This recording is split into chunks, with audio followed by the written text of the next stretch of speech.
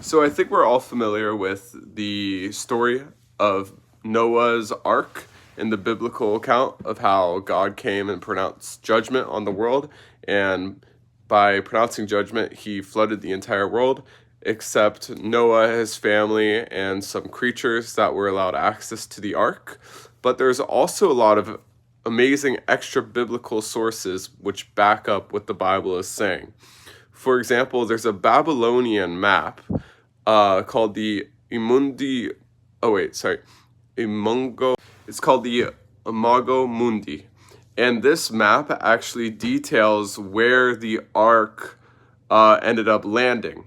And so, in the biblical account, the ark lands in the mountains of Ararat, which is in modern day Armenia. However, the story that the Babylonians are referencing is called the Epic of Gilgamesh, and I think they're sourcing it from Noah's Ark because that's what actually happened. The biblical account is telling the truth. But in this map that I just referenced, it actually indicates where the ark landed. And it landed in the exact same spot that the biblical account says. It landed in the mountains of Ararat.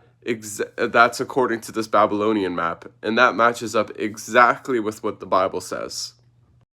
In addition to this, Jewish historian Josephus, who lived in the 1st century after Christ, he actually references some Babylonian historians. One is named Berosus. He also mentions an Egyptian historian, and they talk about that if you went to the mountain, that you could actually still see the remnants of Noah's Ark.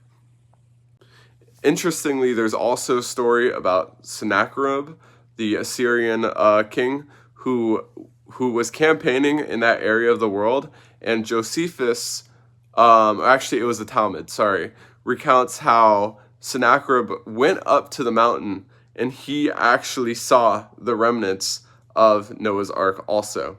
So there's just so much there's extra biblical evidence that backs up with what the Bible is saying. They agree that the mountain is the correct one. That's where Noah's Ark landed. And there's all these different things. So I just find it really interesting. And I didn't even know about that Babylonian map until today.